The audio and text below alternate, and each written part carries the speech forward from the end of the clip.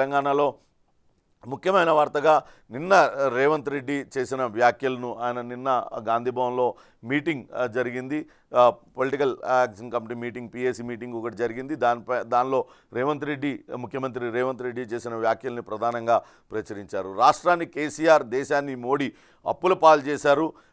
బీజేపీని నిలవరించడం కాంగ్రెస్ సాధ్యం. రాహుల్ ప్రధాని కావాలంటే రాష్ట్రంలో అన్ని సీట్లు గెలవాల్సిందే. బీజేపీకి కానీ బీఆర్ఎస్కు ఓటేస్తే అది మూసీలో వేసినట్లే. ఈ నెల 2వ తారీఖు నుంచి ఇంద్రవెల్లి ఎన్నికల ప్రచారం, ఇంద్రవెల్లిలో ఎన్నికల సమర శంఖారావాన్ని రేవంత్ రెడ్డి పూరించనున్నారు. నిన్న జరిగిన పిఎసి మీడియా సమావేశాల్లో రేవంత్ రెడ్డి మాట్లాడారు. ప్రధాని మోడీతో కేటీఆర్ చీకట్లో చేస్తున్న చర్చలను ప్రజలు గమనిస్తున్నారు. ఇటీవల కాలంలో కేటీఆర్, హరీష్ రావు బీజేపీని పల్లెత్తు మాట కూడా అనడం లేదు. కాంగ్రెస్ ఉండకూడదన్నట్లుగా మాట్లాడుతున్నారు. కాంగ్రెస్ను నిలవరించి మోడీని గెలిపించడానికి బీఆర్ఎస్ ప్రయత్నం చేస్తుంది. వీళ్ళు ప్రధానమంత్రి మోడీతో చీకటి ఒప్పందాన్ని బీఆర్ఎస్ చేసుకుంది అనే విమర్శలు చేశారు. కోదండరాం గొప్పతనాన్ని ఒకరు చెప్పాలా? బీఆర్ఎస్ నేతల తొత్తులను ఎమ్మెల్సీలుగా నియమించుకునేందుకు గవర్నర్ నిరాకరించారు. ఆ స్థానంలో కోదండరాంకు అవకాశం ఇచ్చారు. అందుకే ఆ పార్టీ విమర్శిస్తుంది. అసెంబ్లీ ఎన్నికల పరాజయంతో ఉనికి కోసమే మా పైన ఆరోపణలు చేస్తుందనే వార్తను కూడా ఇచ్చారు. నిన్న ప్రొఫెసర్ కోదండరాం సార్ ప్రమాణ స్వీకారం చేయాల్సి ఉంది. అనివార్య కారణాల వల్ల ఆయన ప్రమాణ స్వీకారం చేయలేదు. కోర్టు పరిధిలో అంశం ఉండడంతో కోర్టు నిర్ణయం తీసుకున్న తర్వాత ఆయన ప్రమాణ స్వీకారం చేసే అవకాశం ఉంటుంది. ఇక అటు తెలంగాణ రాష్ట్రాన్ని కేసీఆర్ అప్పుల పాలు చేస్తే 100 లక్షల కోట్ల రూపాయల అప్పు తీసుకొచ్చి భారతదేశాన్ని కూడా అప్పుల కుప్పగా నరేంద్ర మోడీ మార్చారంటూ తీవ్రమైన విమర్శలను ముఖ్యమంత్రి రేవంత్ రెడ్డి చేశారు. ఇప్పుడు ఏదైతే అభ్యర్థుల ఎంపికను రాబోయే సార్వత్రిక ఎన్నికల్లో ఎంపీ అభ్యర్థుల ఎన్నికను పూర్తిగా అధిష్టానానికే అప్పగించారు. ఈ ప్రక్రియ కోసం ప్రత్యేకంగా హరీష్ చౌదరి చైర్మన్గా పరిశీలకుల కమిటీ నియమించింది. ఆ కమిటీ ఒక్కో నియోజకవర్గంలో 3 అభ్యర్థుల పేరుతో జాబితా తయారు చేసి ఏఐసిసికి పంపుతుంది. అటు లోక్సభ ఎన్నికల్లో ఏ రకంగా ముందుకు వెళ్ళాలనే దానిపైన ఆయన నిన్న ఆ సమావేశంలో మాట్లాడారు. ఖచ్చితంగా రాబోయే సార్వత్రిక ఎన్నికల్లో గెలిచి తీరాలి, 12 పార్లమెంటు నియోజకవర్గాలలో గెలిచి తీరాలంటూ రేవంత్ రెడ్డి నిర్ణయించుకున్నారు. దానికి సంబంధించిన దిశానిర్దేశాన్ని కార్యకర్తలకు, నేతలకు అందరికీ కూడా నిన్న ఆ సమావేశం ద్వారా చేశారు. ఇక గవర్నర్ కోట ఎమ్మెల్సీల ప్రమాణ స్వీకారానికి బ్రేక్ పడింది. ఫిబ్రవరి 8 వరకు నియామక ప్రక్రియపై యథాతథ స్థితి. హైకోర్టు మధ్యంతర ఉత్తర్వులు జారీ చేసింది. పిటిషన్ పెండింగ్లో ఉన్నా ముందుకెళ్లడంపై ధర్మాసనం అసంతృప్తి వ్యక్తం చేసిందంటూ ఇచ్చారు. గవర్నర్ కోట కింద గత ప్రభుత్వం, బీఆర్ఎస్ ప్రభుత్వం అటు ఎమ్మెల్సీలుగా దాసోజు శ్రవణ్, కుర్రా సత్యనారాయణ పేర్లను ప్రతిపాదించింది. దానిలో వాళ్ళిద్దరి ఆ ప్రతిపాదనను గవర్నర్ తిరస్కరించారు. వాళ్ళు రాజకీయ పార్టీ సభ్యులు కాబట్టి రాజకీయ వాళ్ళను గవర్నర్ కోటాలో నియమించేది లేదంటూ వాళ్ళు చేశారు. దీనిపైన కుర్రా సత్యనారాయణ, దాసోజు శ్రవణ్ ఇద్దరు కూడా హైకోర్టును ఆశ్రయించారు. తాజాగా గవర్నర్ కోటాలో అటు కోదండరాంతో పాటు అమీర్ అలీని ఇద్దరిని కూడా అటు ఎమ్మెల్సీలుగా ప్రకటించింది. దీనిపైన అటు కోర్టు బ్రేక్ వేసింది. 8వ తారీఖు వరకు ఆ నియామక ప్రక్రియ పైన యథాతథ స్థితి కొనసాగించాలంటే స్టే విధించింది. అట్లనే ఉండాలంటూ చెప్పింది. ఆ తర్వాత ఒక నిర్ణయం తీసుకుంటామంటూ చెప్పింది. ఇక అటు హెట్రో ఫౌండేషన్కి సంబంధించి సంస్థకు సంబంధించి పార్థసారథి రెడ్డి ఆయనకు భూ కేటాయింపు నిలిపివేసింది. రెవెన్యూ ముఖ్య కార్యదర్శి ఉత్తర్వులు జారీ చేశారు. అత్యంత ఖరీదైన ప్లేస్లో, అత్యంత ఖరీదైన ప్రదేశంలో దాదాపుగా 15 ఎకరాలను ఇక్కడ సాయి సింధు ఫౌండేషన్కు గత ప్రభుత్వం కట్టబెట్టింది. కోర్టులు వద్దని చెప్పినా కూడా మార్చి ఆ కోర్టు ఉత్తర్వులను కాదని కొన్ని అమెండ్మెంట్స్ చేసి రహస్యంగా ఎన్నికల ముందు రాత్రే 15 ఎకరాల భూమిని 60 ఏళ్ల లీజు కట్టబెట్టింది. దీనిపైన విచారణ జరిపింది రాష్ట్ర ప్రభుత్వం. ఎందుకు నిబంధనలకు విరుద్ధంగా సాయి సింధుకు భూమి కేటాయించాల్సి వచ్చిందనే దానిపైన అటు అంతర్గతంగా నివేదిక తెప్పించుకుంది. నిన్న ఆ భూముల కేటాయింపును నిలిపివేస్తూ ఉత్తర్వులు జారీ చేశారు. రెవెన్యూ ముఖ్య కార్యదర్శి కానామెట్లో 15 ఎకరాల భూముల జీవోను నిలిపివేస్తూ అబేయన్స్ మంగళవారం ఉత్తర్వులు జారీ చేసింది. అక్కడ క్యాన్సర్ ఆసుపత్రి, ఇతర వ్యాధుల చికిత్సల కోసం హాస్పిటల్ నిర్మిస్తామని సాయి సింధు ఫౌండేషన్ గత ప్రభుత్వంలో దరఖాస్తు చేసుకుంది. 2019లో భూమిని కేటాయించారు. అయితే ఆ భూ కేటాయింపుల్లో నిబంధనలు ఉల్లంఘించారంటూ హైకోర్టులో పిటిషన్ దాఖలైంది. కాబట్టి అక్కడ ఆ భూముల కేటాయింపు పైన పునః పరిశీలించాలంటూ హైకోర్టు సూచించింది. దాంతో కొన్ని మార్పులు చేసి తిరిగి వాళ్ళకి కట్టబెట్టారు. కావాలనే అటు హెడ్రో చైర్మన్ పార్థసారథి రెడ్డి బీఆర్ఎస్ ఎంపీగా ఉన్నారు, ఆయనకు ఈ భూములు కట్టబెట్టారు కారు చౌకగా అనే వార్తలు వచ్చిన నేపథ్యంలో ఇప్పుడు రేవంత్ రెడ్డి సర్కార్ ఆ భూముల కేటాయింపులను నిలిపివేస్తూ నిర్ణయం తీసుకుంది. ఇంకా జార్ఖండ్లో ఉత్కంఠ కొనసాగుతుంది. ఇప్పటికే రాంచీ అటు సోరెన్, హేమంత్ సోరెన్ చేరుకున్నారు. ఎమ్మెల్యేలతో భేటీ అయ్యారు. కల్పనా సోరెన్ను ముఖ్యమంత్రిని చేయాలని నిర్ణయించుకున్నారు. ఈడీ ఈరోజు ప్రశ్నిస్తుంది. ఈడీ ఖచ్చితంగా అరెస్టు చేస్తుంది అనే వార్తలు పెద్ద ఎత్తున వస్తూ ఉన్న నేపథ్యంలో హేమంత్ సోరెన్ను విచారణ ఏం జరగబోతుంది అనే ఉత్కంఠ అయితే నెలకొని ఉంది. రాంచీలో అటు ఒకవేళ తను అరెస్ట్ అయితే ముఖ్యమంత్రి పీఠం పైన తన భార్యను కూర్చోబెట్టాలని కల్పన సోరెన్ను కూర్చోబెట్టడానికి రంగం సిద్ధం చేసుకుంటున్నారు. ఇప్పటికే ఒక ఎమ్మెల్యే కూడా అక్కడ రాజీనామా చేశారు ఇటీవలనే. అది కూడా కల్పనా సోరెన్ కోసమే రాజీనామా చేసినట్లుగా వార్తలు కూడా వచ్చాయి. ఈ నేపథ్యంలో ఈరోజు ఏం జరగబోతుంది, ఈడీ విచారణ చేసిన తర్వాత హేమంత్ సోరెన్ను అరెస్ట్ చేస్తుందా లేకుంటే మరోసారి విచారణ చేస్తామని చెప్తుందా అనే ఉత్కంఠ అయితే కొనసాగుతుంది.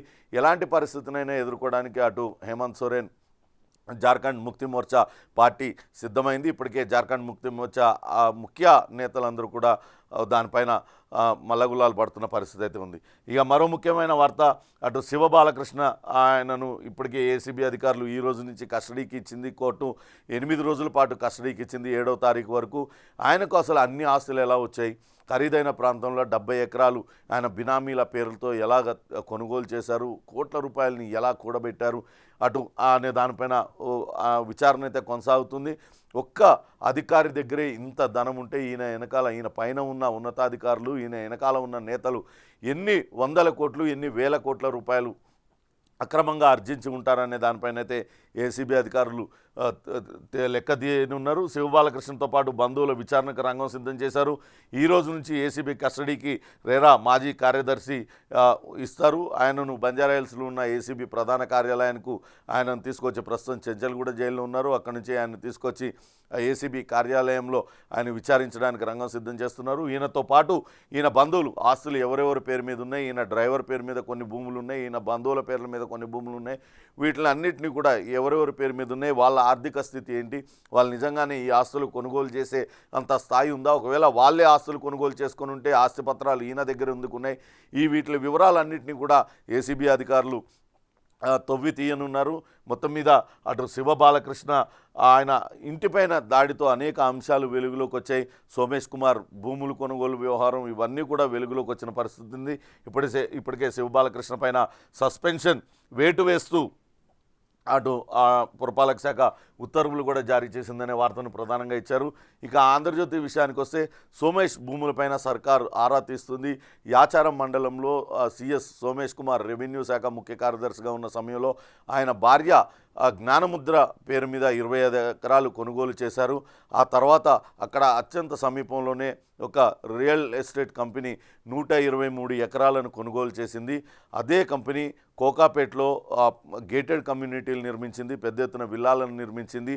ఆ విల్లాలు నిర్మాణానికి సంబంధించి అనుమతులు ఇవ్వడంతోనే అక్కడ 25 ఎకరాల భూమి అటు సోమేష్ కుమార్ పేరుతో వాళ్ళే కొనుగోలు చేసి జ్ఞానముద్ర పేరు మీద పెట్టారు అనే రకంగా వార్తని ఇచ్చారు. ఫార్మాసిటీకి కిలోమీటర్ దూరంలోని 25 ఎకరాలు కొనుగోలు, రెవెన్యూ స్పెషల్ చీఫ్ సెక్రటరీగా ఉన్నప్పుడే భార్య పేరు మీద రిజిస్ట్రేషన్, పక్కనే సన్నిహిత కుటుంబానికి 23 ఎకరాలు, సోమేష్ కుటుంబానికి వారం తేడాతో వాటి రిజిస్ట్రేషన్లు, దీనిలో ఏదో మతలబు జరిగింది అనే వార్తను ఆంధ్రజ్యోతి ప్రముఖంగా ప్రచురించింది.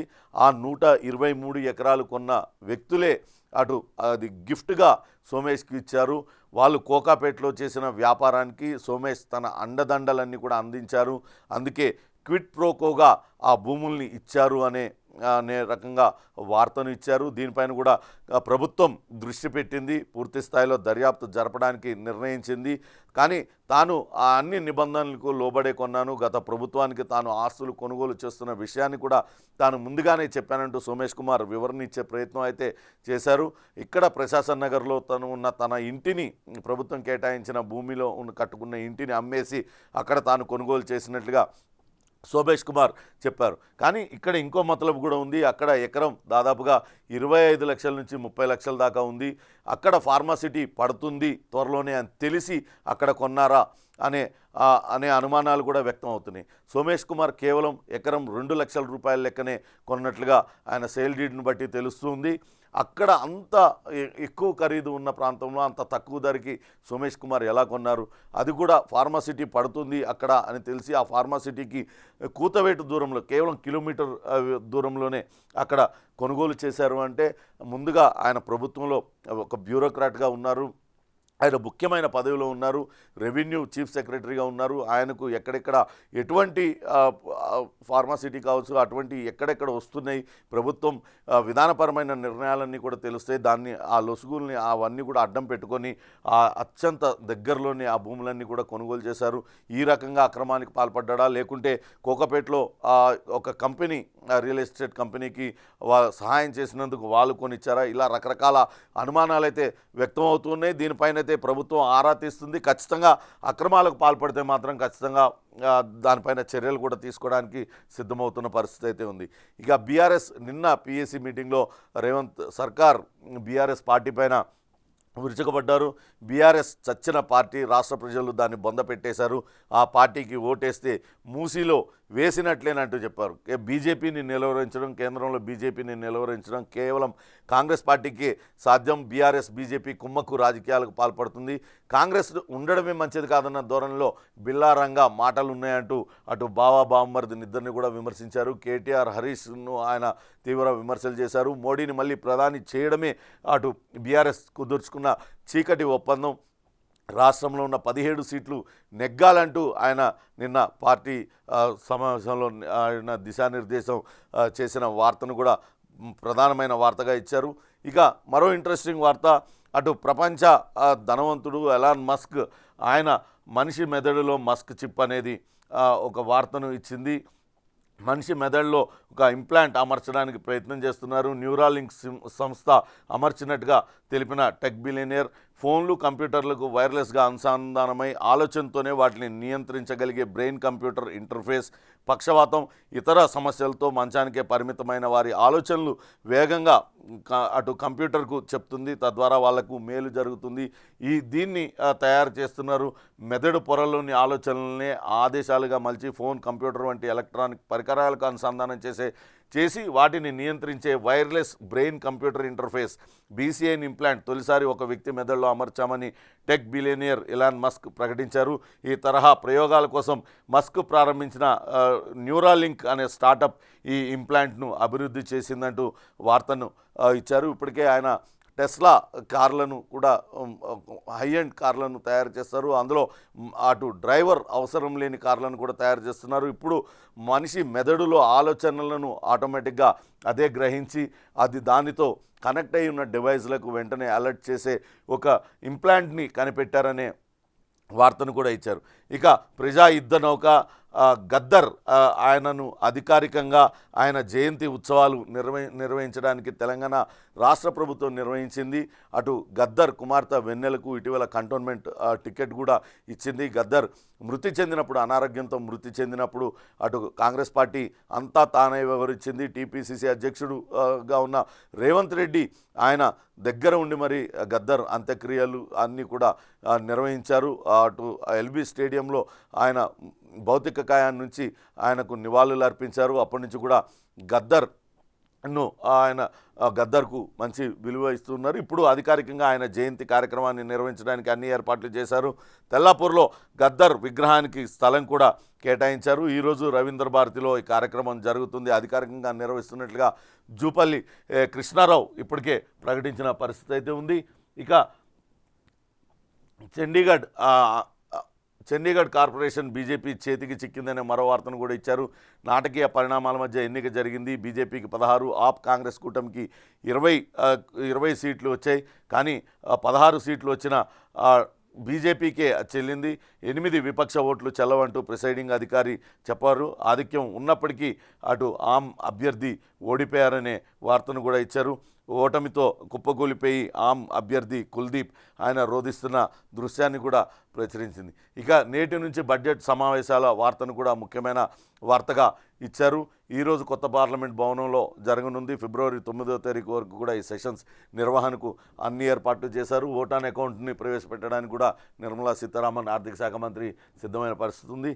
ఇక సాక్షి విషయానికి వస్తే అటు ఆ దాసోజు శ్రవణ్, కుర్రా సత్యనారాయణలు వేసిన పిటిషన్తో అటు వీళ్ళిద్దరి నియామకం అమీర్ అలీ ఖాన్ అట్లనే కోదండరాములను గవర్నర్ కోటాలుగా ఎమ్మెల్సీలుగా ప్రకటించారు. వాళ్ళ ప్రమాణ స్వీకారం నిలిచిపోయింది. ఫిబ్రవరి 8వ తారీఖు వరకు కూడా దానిపైన స్టే విధించిందనే వార్తను ప్రముఖంగా ఇచ్చారు. అలానే పార్లమెంట్ బడ్జెట్ అఖిలపక్ష భేటీలో కేంద్ర మంత్రులు రాజ్నాథ్, జోషి, పీయూష్ గోయల్, అర్జున్ రామ్ మేఘవాల్ పాల్గొన్నారు. బడ్జెట్ సమావేశాలు ఎన్నికల ముందు చివరి బడ్జెట్. రేపు ఓటాన్ అకౌంట్ బడ్జెట్ను ప్రవేశపెట్టనున్న కేంద్ర మంత్రి నిర్మలా సీతారామన్ అనే వార్తను కూడా ఇచ్చారు. అఖిలపక్ష భేటీలో అటు కేంద్ర మంత్రులు పాల్గొన్న వార్తను కూడా ఇచ్చారు.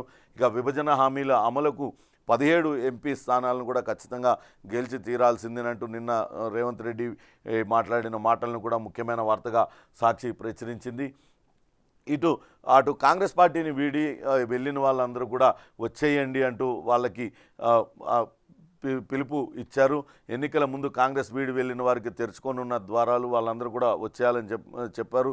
కొంతమంది టికెట్లు రాక లేకుంటే మరో రకమైన ప్రలోభాలకి గురై వాళ్ళందరూ కూడా కాంగ్రెస్ పార్టీని వీడారు. వాళ్ళందరూ కూడా తిరిగి కాంగ్రెస్ పార్టీకి రండి, కాంగ్రెస్ పార్టీని బలోపేతం చేద్దామనే పిలుపును ఇచ్చారు. ఇంకా వైద్య విద్యలో వెనుకబాట అనే వార్తను కూడా ఇచ్చారు. దేశవ్యాప్తంగా వైద్య విద్యలో అణగారిన వర్గాల సంఖ్య తక్కువగా ఉంటుంది. బీసీ, ఎస్సీ, ఎస్టీ, ముస్లిం, ఇతర మైనారిటీలు తక్కువగా ఉంటున్నారు అనే సర్వేని ఇచ్చారు. ఎంబీబీఎస్ ఓబీసీల శాతం 24.4%గా ఉంటే ఎస్సీ, ఎస్టీలు కేవలం 12%గా ఉన్నారు. ముస్లింలు 3.6%, ఓసీలు 57% మంది ఉన్నట్లుగా కేంద్రం వెల్లడించింది. మొత్తం మీద అటు వైద్య విద్యను అభ్యసిస్తున్న వాళ్ళలో ఉన్నత సామాజిక వర్గానికి చెందిన వాళ్ళే అధికంగా ఉంటున్నారు. ఎస్సీ, ఎస్టీ, బీసీ, మైనారిటీలు వారు తక్కువగా ఉంటున్నారనే నివేదికను అటు సాక్షి పత్రిక ప్రచురించింది. ఇక V6 వెలుగు చూసినట్లయితే మరిన్ని గ్రూప్ 1 పోస్టులనే వార్తను ముఖ్యమైన వార్తగా ప్రకటించింది. అనుబంధ నోటిఫికేషన్కు కసరత్తు చేస్తున్నారు. ఇప్పటికే దానికి సంబంధించి మాజీ డీజీపీ మహేందర్ రెడ్డిని అటు టీఎస్పీఎస్సీకి చైర్మన్గా నియమించారు. ఖాళీగా ఉన్న పోస్టుల వివరాలు పంపాలని ఆర్థిక శాఖ ఆదేశించింది. త్వరలోనే మరిన్ని గ్రూప్ 1 పోస్టులకు నోటిఫికేషన్ విడుదల చేయడానికి కూడా రంగం సిద్ధం చేస్తున్నారు. Finance special secretary CS K Ramakrishna Rao circular memo జారీ చేశారనే వార్తను కూడా ఇచ్చారు. టీఎస్పీఎస్సీ 503 గ్రూప్ 1 ఉద్యోగాల భర్తీ నోటిఫికేషన్ కోసం ఇప్పటికే 2 సార్లు పరీక్ష నిర్వహించింది. కానీ అనివార్య కారణాల వల్ల ఆ పరీక్షలు ఒక్కసారి పేపర్ లీక్తో మరోసారి వాయిదా పడాల్సి వచ్చింది. ఇప్పుడు త్వరితగతిన వాటినన్నింటినీ కూడా ఉద్యోగాల భర్తీ చేయాలని టీఎస్పీఎస్సీ నిర్ణయించింది. మొన్నటి వరకు చైర్మన్తో పాటు ఇతర సభ్యుల పోస్టులు ఖాళీగా ఉండడంతో ఆ పని చేయలేకపోయింది. నియమించడంతో దాన్ని స్పీడప్ చేశారనే వార్తను కూడా ఇచ్చింది. ఇక మరో ముఖ్యమైన వార్త, వారం రోజుల్లో గ్రూప్ 4 ఫలితాలు వెల్లడించడానికి టీఎస్పీఎస్సీ కొత్త కమిషన్ వరుస రివ్యూలు చేస్తుంది. ఆగిన రిక్రూట్మెంట్ ప్రక్రియల్లో కదలిక మొదలైందనే వార్తను వచ్చింది. నిజంగా కూడా నిరుద్యోగులందరికీ శుభవార్తనే చెప్పాలి. చాలా కాలంగా వాళ్ళందరూ కూడా ఎప్పుడెప్పుడా ఉద్యోగాల భర్తీ ఎప్పుడు జరుగుతుందా అంటూ ఎదురు చూస్తూ వచ్చారు. కానీ గత ప్రభుత్వ హయాంలో రకరకాలుగా వాళ్ళు తీవ్ర ఇబ్బందులకు గురయ్యారు. ఈ నేపథ్యంలోనే అటు కమిషన్ చైర్మన్గా ఉన్న జనార్దన్ రెడ్డి ఇతరుల రాజీనామాలను ఆమోదించి కొత్త చైర్మన్ను, కొత్త సభ్యులను నియమించిన తర్వాత ఈ ప్రక్రియ అంతా కూడా వేగవంతం చేశారనే వార్తను కూడా ఇచ్చారు. ఇక చీకటి దోస్తులు అంటూ మరొక వార్త, కేసీఆర్ మోడీ ఇద్దరి మధ్య రహస్య ఒప్పందం ఉంది. వాళ్ళిద్దరూ అటు కాంగ్రెస్ పార్టీని లేకుండా చేయాలని వాళ్ళిద్దరూ చీకటి ఒప్పందం కుదుర్చుకున్నారు. విభజన హామీలపైన కేసీఆర్ అడగలే, అటు మోడీ ఇయ్యలేదు అంటూ సీఎం రేవంత్ రెడ్డి ఫైర్ అయిన వార్తనిచ్చారు. కేంద్రంలో కాంగ్రెస్ వస్తేనే హామీలు అమలవుతాయి. ఆ కేసీఆర్ రాష్ట్రాన్ని 7 లక్షల కోట్ల అప్పుల్లో ముంచితే మోడీ 100 లక్షల కోట్ల అప్పులతో దేశాన్ని దివాలా తీయించారనే వార్తనిచ్చారు. డిఓపిటి కేంద్రం చేతుల్లోనే ఉంటుంది. అవినీతి ఐఏఎస్ ఐపీఎస్ల పైన చర్యలు తీసుకుంటే మేము స్వాగతిస్తామనే కామెంటును కూడా ప్రధానంగా ప్రచురించింది. అటు వెలుగు పత్రిక నిజాం షుగర్స్ పైన కదలిక వచ్చింది. చక్కెర ఫ్యాక్టరీలు రీఓపెన్ దిశగా రాష్ట్ర సర్కార్ చర్యలు తీసుకుంటుంది. విధి విధానాల కోసం శ్రీధర్ బాబు ఆ సారథ్యంలో కమిటీ వేశారు. 2-3 రోజుల్లో కార్యాచరణ ప్రారంభం కాబోతుంది. జగిత్యాల్ అటు నిజాం షుగర్ ఫ్యాక్టరీస్ని అటు ఎన్నికల సందర్భంగా హామీ ఇచ్చారు. ఖచ్చితంగా మూతబడిన షుగర్ ఫ్యాక్టరీలను తెరిపిస్తానంటూ రేవంత్ రెడ్డి హామీ ఇచ్చారు. ఆ హామీని నెరవేర్చే పనిలో ఉన్నారు. నిజాం షుగర్స్ను రీఓపెన్ దిశగా రాష్ట్ర సర్కార్ చర్యలు తీసుకుంటుంది. దానికి దుద్దిల్ల శ్రీధర్ బాబు ఆయన అటు సారథ్యంలో ఒక కమిటీ ఏర్పాటు చేస్తున్నారు. 2-3 రోజుల్లోనే అక్కడ కమిటీ వేసిన తర్వాత కార్యాచరణను ప్రారంభించనున్నారు. ఇప్పటికే క్షేత్రస్థాయిలో ఉన్న 3 జిల్లాల్లో ఉన్న షుగర్ ఫ్యాక్టరీలను కూడా పరిశీలించనున్నట్లుగా అధికారులు చెప్తున్నారు. ఎన్నికల ముందు ఇచ్చిన హామీని కాంగ్రెస్ పార్టీ నెరవేరుస్తుంది అంటూ వార్తను కూడా ఇచ్చారు. డబుల్ బెడ్రూమ్ ఇండ్లు ఇప్పిస్తామని ఒక్క ఊర్లోనే 2 కోట్ల వసూలు. 100 మంది నుంచి కమిషన్లు తీసుకున్న లీడర్లు ఒక్కొక్కరి నుంచి 1,70,000 రూపాయల నుంచి 3 లక్షల రూపాయలు వసూలు చేశారు. బాధితురాలి ఫిర్యాదుతో బీఆర్ఎస్ నేతపై చీటింగ్ కేసు. మహబూబాబాద్ జిల్లా చిన్నగూడూరులో ఈ విషయం వెలుగులోకి వచ్చిందనే వార్తను కూడా ఇచ్చారు. వాస్తవానికి దీనిపైన సీఎం కేసీఆర్ కూడా తీవ్ర ఆగ్రహం వ్యక్తం చేశారు. గత ప్రభుత్వంలో ఆయన ముఖ్యమంత్రిగా ఉన్న సమయంలో ఎమ్మెల్యేలు బీఆర్ఎస్ నేతలందరూ కూడా అటు లబ్ధిదారులకు పథకాలు ఇవ్వడానికి వాళ్ళ నుంచి భారీగా డబ్బులు దండుకున్నారనే వార్తలు వచ్చాయి. ఇక ఇల్లు డబుల్ బెడ్రూమ్లు ఇప్పిస్తామని అటు కోట్ల రూపాయలు బీఆర్ఎస్ నేతలు అన్ని ప్రాంతాల్లో వసూలు చేశారు. దానిపైన అటు కంటోన్మెంట్ ఎమ్మెల్యే లాస్య నందిత బీఆర్ఎస్ ఎమ్మెల్యేగా ఆమె గెలుపొందారు. ఆమె పైన కూడా తీవ్రమైన ఆరోపణలు వచ్చాయి. ఆమె వీడియోలు కూడా వైరల్ అయిన పరిస్థితి ఉంది. అట్లా ఎమ్మెల్యే స్థాయి సాయన్న ఆమె తండ్రి ఎమ్మెల్యేగా ఉన్నారు, ఆమె కార్పొరేటర్గా ఉన్నారు. ఈ రకంగా బీఆర్ఎస్ నేతలందరూ కూడా రాష్ట్ర వ్యాప్తంగా ఎవరెవరైతే ఆశావాహులు ఇల్లు వస్తాయన్న ఆశ కలిగి ఉంటారో వాళ్ళందరి దగ్గర కూడా పెద్ద ఎత్తున డబ్బులు వసూలు చేశారు, వసూళ్లకు పాల్పడ్డారు, ఎక్కడికక్కడ దోచుకు తిన్నారు అనే వార్తను కూడా మనం వార్తలు విన్నాం. ఇప్పుడు తాజాగా చిన్నగూడూరులో దాదాపుగా బీఆర్ఎస్ నేత కోట్ల రూపాయలు వసూలు చేశారు. డబుల్ బెడ్రూమ్లు ఇప్పిస్తామని ఇప్పుడు ఆయన పైన చీటింగ్ కేసు నమోదు చేశారు. రాష్ట్ర వ్యాప్తంగా ఇటువంటి చీడపురుగులు ఎంతమంది ఉన్నా వాళ్ళందరిపైన కూడా కేసులు నమోదు చేయాలి, వాళ్ళందరిపైన కూడా చట్టపరమైన చర్యలు తీసుకోవాలంటూ బాధితులు ఇల్లు రాని వాళ్ళందరూ కూడా డిమాండ్ చేస్తున్న పరిస్థితి ఉంది. ఇక దిశ విషయానికి వస్తే గ్రూప్ 1 పోస్టుల పెంపుపైనే వాళ్ళు కూడా ముఖ్యమైన వార్తగా ఇచ్చారు. ఇప్పటిదాకా ఎప్పుడెప్పుడా అని నిరుద్యోగులందరూ కూడా ఎదురు చూస్తున్న పరిస్థితి ఉంది. 2-3 సార్లు వాళ్ళు పరీక్షలు రాశారు. అనూహ్య పరిస్థితుల్లో అవన్నీ కూడా క్యాన్సిల్ అయిపోయాయి. ఇంకా వయసు మీద పడిపోతుంది. చాలామంది అప్పులు చేసి మరీ హైదరాబాద్లో అనేక రకాల కోచింగ్ సెంటర్లలో ఉండి వాళ్ళు ఈ పోటీ పరీక్షలకు అందరూ కూడా సిద్ధమైన పరిస్థితి ఉంది. అయితే వాళ్ళ కళలు నెరవేరే విధంగా కొత్తగా ఎన్నికైన కార్యవర్గం అటు టీఎస్పీఎస్సీకి ఇటీవలనే కొత్త కార్యవర్గాన్ని నియమించుకున్నారు. వాళ్ళు వెంటనే కదలిక ప్రారంభించారు. వరుసగా రివ్యూలు చేస్తున్నారు. గ్రూప్ 1 కావచ్చు, గ్రూప్ 2 కావచ్చు, గ్రూప్ 4 త్వరితగతిన ఉద్యోగాల భర్తీ ఎలా చేయాలి, మళ్ళా పరీక్షలు ఎలా నిర్వహించాలనే దానిపైన వాళ్ళందరూ కూడా సీరియస్గా రివ్యూస్ చేస్తున్నారు. ఇదంతా కూడా నిరుద్యోగులకు ఒక మంచి పరిణామంగా చెప్పాలి. ట్యాంక్ బండ్ పైన ప్రొఫెసర్ జయశంకర్ విగ్రహం తెల్లాపూర్లో గద్దర్ స్టాచ్యూ ఏర్పాటుకు రేవంత్ సర్కార్ నిర్ణయించిందనే మరొక వార్తను కూడా ఇచ్చారు. అటు తెలంగాణ రాష్ట్ర సాధనలో ఉద్యమంలో చాలా కీలకంగా వీళ్ళిద్దరూ కూడా వ్యవహరించారు. కానీ చివరి రోజుల్లో ప్రొఫెసర్ జయశంకర్కు కనీసం అప్పుడు ముఖ్యమంత్రిగా ఉన్న కేసీఆర్ అపాయింట్మెంట్ కూడా ఇవ్వలేదు.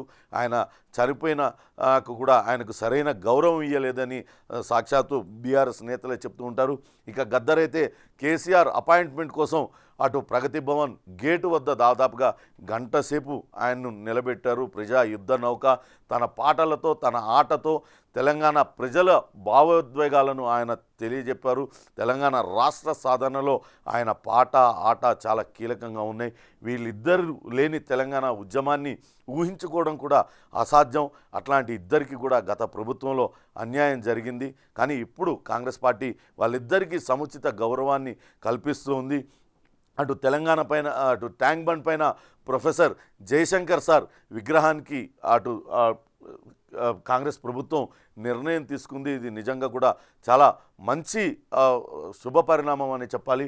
అలానే ప్రజాయుద్ధనక గద్దర్కు కూడా తెల్లాపూర్లో ఒక స్టాచ్యూని ఏర్పాటు చేయడానికి అటు కాంగ్రెస్ ముఖ్యమంత్రి రేవంత్ సర్కార్ నిర్ణయించిందనే వార్తనిచ్చారు. వాళ్ళు చివరి రోజుల్లో నిజంగా కూడా కేసీఆర్ చేతిలో అనేక రకాల అవమానాలకు గురయ్యారు. మాజీ ఎమ్మెల్సీ దిలీప్ కుమార్ రాసిన పుస్తకంలో కూడా చాలా క్లియర్గా అటు ప్రొఫెసర్ జయశంకర్ను ఏ రకంగా అవమానాలకు గురి చేసింది, ఇతర ఉద్యమకారుల్ని ఏ రకంగా కేసీఆర్ అవమానాలు పాల్చేసింది చాలా క్లియర్గా అటు మాజీ ఎమ్మెల్సీ గతంలో కేసీఆర్ వెన్నంటి ఉండే దిలీప్ కుమారే ఆయన పుస్తకంలో ఆయన రాశారు. కానీ రాష్ట్ర సాధన కోసం అవన్నీ కూడా మౌనంగా జయశంకర్ సార్ భరించారు అంట ఆ పుస్తకంలో రాశారు. చివరి రోజుల్లో అటు జయశంకర్ సార్కు కనీసం ఆయన మాట వినే పరిస్థితి కూడా కేసీఆర్ లేరు. ఆయనను ఎక్కడ కూడా పట్టించుకోలేదు. ఆయన చనిపోతే కూడా సరైన గౌరవం దక్కలేదనే అనే బాధ అటు తెలంగాణ ఉద్యమకారుల అందరిలో కూడా ఉంది. ఇప్పుడు వీళ్ళ విగ్రహాల ఏర్పాటుకు అటు రేవంత్ సర్కార్ నిర్ణయించడంతో వాళ్ళందరూ కూడా హర్షం వ్యక్తం చేస్తున్న పరిస్థితి. ఇక గ్రామాల్లో తాగునీటి బాధ్యత సర్పంచులదే అంటూ ఒక వార్తను ఇచ్చారు. నిన్న అటు మంత్రి సీతక్కతో పాటు సిఎస్ శాంతకుమారితో అటు సమావేశమయ్యారు. గ్రామాలలో సర్పంచుల పదవీ కాలం ముగుస్తుంది. రేపటి నుంచి స్పెషల్ ఆఫీసర్ల పరిపాలన కొనసాగబోతుంది తిరిగి ఎన్నికలు నిర్వహించే వరకు. దాంతో స్పెషల్ ఫండ్స్ వినియోగించాలి. రాష్ట్రంలో ఇంటింటికి నల్లా నీరు ఇచ్చినట్టుగా గత ప్రభుత్వం చెప్పుకుంది. కానీ ఎక్కడ కూడా ఆ విషయం జరగలేదు. కానీ అలా చెప్పుకున్నందుకు కేంద్రం నుంచి రావాల్సిన నిధులు ఆగిపోయాయి అంటూ నిన్న పంచాయతీరాజ్ సమీక్షలో ముఖ్యమంత్రి రేవంత్ రెడ్డి చెప్పారు. గ్రామాలలో తాగునీరు అందించే బాధ్యత సర్పంచ్లే తీసుకోవాలంటూ రేవంత్ రెడ్డి స్పష్టం చేశారు. ప్రస్తుతం వారి పదవీ కాలం ముగుస్తున్నందున అటు పంచాయతీరాజ్ అధికారులు స్పెషల్ ఆఫీసర్లుగా నియమితులయ్యే వాళ్ళందరూ వాళ్ళు తీసుకోండి. త్వరలోనే అక్కడ ఎన్నికలు జరిపి సర్పంచులు తిరిగి మళ్ళా ఎన్నికైన తర్వాత వాళ్ళు గ్రామాలలో తాగునీటి బాధ్యతను వాళ్ళు తీసుకుంటారంటూ చెప్పారు. ఇక రాజ్యసభకు చిరంజీవి అనే వార్తను కూడా అటు దిశా పత్రిక ప్రచురించింది. యూపీ నుంచి బీజేపీ పంపే యోచనలో ఉంది. కేంద్ర మంత్రిగా కూడా అవకాశం ఇవ్వాలనుకుంటుంది. గతంలో కాంగ్రెస్ పార్టీలో కేంద్ర మంత్రిగా ఆయన చేశారు. కాంగ్రెస్ పార్టీలో ప్రజారాజ్యాన్ని విలీనం చేసిన తర్వాత ఇప్పుడు ఆంధ్రప్రదేశ్లో ఎప్పటికప్పుడు తన బలాన్ని పెంచుకునే ప్రయత్నం చేస్తుంది. ఆంధ్రప్రదేశ్ కాకుండా ఇక్కడ తెలంగాణలో కూడా బీజేపీ తన బలాన్ని పెంచుకోవడానికి ప్రయత్నిస్తుంది. దానిలో భాగంగా అటు కాపు సామాజిక వర్గానికి సంబంధించి అటు చిరంజీవికి విపరీతమైన ఫాలోయింగ్ ఉంది. ఆయన కూడా ఆ సామాజిక వర్గానికి చెందిన ఆయన కాబట్టి చిరంజీవిని కనుక రాజ్యసభ సభ్యత్వం ఇచ్చి కేంద్ర మంత్రిగా తీసుకుంటే కాపు ఓటర్లపైన ప్రభావం పడుతుంది. తద్వారా పార్టీకి వాళ్ళందరూ కూడా అనుకూలంగా మారతారు అనే ఆలోచనతో ఆయనకు ఏపీలో కాపు ఓట్ బ్యాంక్ పైన కమలం పార్టీ ఫోకస్ పెట్టింది. అందుకే ఆయనకు ఇవ్వబోతుంది అంటూ కూడా ఇచ్చారు. హస్తంగూటికి బీఆర్ఎస్ ఎంపీ అనే మరో వార్తను కూడా ఇచ్చారు. ఢిల్లీ స్థాయిలో సంప్రదింపులు, టికెట్ ఇస్తామని ఏఐసీసీ హామీ ఇచ్చింది. నిలువరించేందుకు అటు బీఆర్ఎస్ నేతలు ప్రయత్నిస్తూ ఉన్నారు. ఇంటికి వెళ్ళి మరీ బుజ్జగించారు. ఇప్పుడు బీఆర్ఎస్ నుంచి పోటీ చేస్తే గెలిచేది కష్టం. ఆ సెగ్మెంట్లో బీజేపీ కాంగ్రెస్ మధ్య పోటీ ఉందంటూ ఆయన ఫోటోను కూడా అక్కడ సిలౌట్ ఫోటోను ఒకటి వేశారు. ఆయన బీఆర్ఎస్ పార్టీలో చాలా ముఖ్యమైన నేత, అటు కేసీఆర్కు బంధువు కూడా అవుతారు. కరీంనగర్ జిల్లాకు సంబంధించిన మాజీ ఎంపీ ఆయన ప్రస్తుతం అటు కాంగ్రెస్ పార్టీ వైపు మొగ్గు చూపుతున్నారనే వార్తను కూడా ఇచ్చారు. ఇన్ఫర్మేషన్ కమిషన్పై డైలమా అనే మరో వార్తను కూడా ఇచ్చారు. నియామకాలు పాత నోటిఫికేషన్ ప్రకారమేనా లేక మళ్ళీ కొత్తగా జారీ చేయారా, కోర్టు ఇచ్చిన గడువు కంప్లీట్ అయింది, 2 రోజుల్లో అఫిడవిట్ దాఖలు, నిర్ణయం తీసుకోవడంపై సర్కారు బిజీ అంటూ ఇచ్చారు. ఇప్పటికే ఇన్ఫర్మేషన్ కమిషన్ అటు చైర్మన్గా వాళ్ళందరూ కూడా వాళ్ళు రాజీనామాలు చేసిన నేపథ్యంలో కొత్త కమిటీని ఏర్పాటు చేయాల్సి ఉంటుంది. దానికి సంబంధించిన వార్త కూడా ఇచ్చారు. ఇక నిన్న అటు గాంధీ భవన్లో జరిగిన సమావేశంలో రేవంత్ రెడ్డి పాల్గొన్నారు. 17 స్థానాలలో గెలవాల్సిందే, లోక్సభ అభ్యర్థుల ఎంపిక హైకమాండ్దే, పోటీ చేయాలనుకునేవారు మార్చి 3లోగా దరఖాస్తుని చేసుకోండి అంటూ చెప్పారు. సోనియా గాంధీని కూడా తెలంగాణ నుంచి పోటీ చేయించాలని, తాము పోటీ చేయాలని కోరాము. కేటీఆర్, హరీష్ రావు అడిగిన అపాయింట్మెంట్ ఇస్తా. పీఈసీ మీటింగ్ అనంతరం మీడియాతో రేవంత్ రెడ్డి మాట్లాడారు. గర్వాపసి మొదలు పెట్టాలని నిర్ణయం. అంటే ఇప్పటికే పార్టీ వీడి వెళ్ళిపోయిన వాళ్ళందరూ కూడా తిరిగి రావాలంటూ ఆయన కోరిన వార్తను కూడా ఇచ్చారు. ఇకపై రాజకీయాలకు గుడ్ బై చెప్తా, ఇకపై ఎన్నికల్లో పోటీ చేయనంటూ మల్లారెడ్డి చేసిన వ్యాఖ్యలను కూడా ప్రముఖంగా చూడాలి. ఆయన మేడ్చల్ ఎమ్మెల్యేగా గెలిచారు, గత ప్రభుత్వ హయాంలో మంత్రిగా కూడా పనిచేశారు. ఈ ఎన్నికల్లో గెలిచిన తర్వాత ఈ 5 ఏళ్ళు అందరికీ సేవ చేస్తా, ఇకపైన ఎన్నికలకు తాను దూరం అవుతా అనే వార్తను కూడా ఇచ్చారు. మొత్తం మీద అటు కాంగ్రెస్ పార్టీ మాత్రం రాబోయే పార్లమెంటు ఎన్నికల్లో తన సత్తా చాటడానికి తీవ్రంగా ప్రయత్నిస్తుంది. ముఖ్యమంత్రి రేవంత్ రెడ్డి అధ్యక్షతన సమావేశం జరిగింది. ఖచ్చితంగా అన్ని స్థానాల్లో గెలిచి తీరాల్సిందేనంటూ ఆయన నిన్న కార్యకర్తలకు దిశానిర్దేశం చేశారు. ఈరోజు గద్దర్ జయంతి సందర్భంగా ఆయనకు అధికారికంగా ఆయన ఉత్సవాలు నిర్వహించడానికి కూడా నిర్ణయం తీసుకున్నారు. మొత్తంగా రాజకీయంగా కొంత ఏ రకమైన చర్యలు తీసుకోవాలి, రాబోయే ఎన్నికల్లో మోడీని నిలువరించే సత్తా కేవలం కాంగ్రెస్ పార్టీకి ఉంది. కాబట్టి ఇక్కడ తెలంగాణలో కాంగ్రెస్ పార్టీ సత్తా చాటాలి అంటూ అటు కార్యకర్తలకి దిశానిర్దేశం రేవంత్ రెడ్డి చేశారు. ఇవి ఈరోజు ఇంట్రెస్టింగ్ టాపిక్స్. రేపు మరిన్ని ఇంట్రెస్టింగ్ టాపిక్స్తో మళ్ళీ కలుద్దాం. Stay tune to Big TV.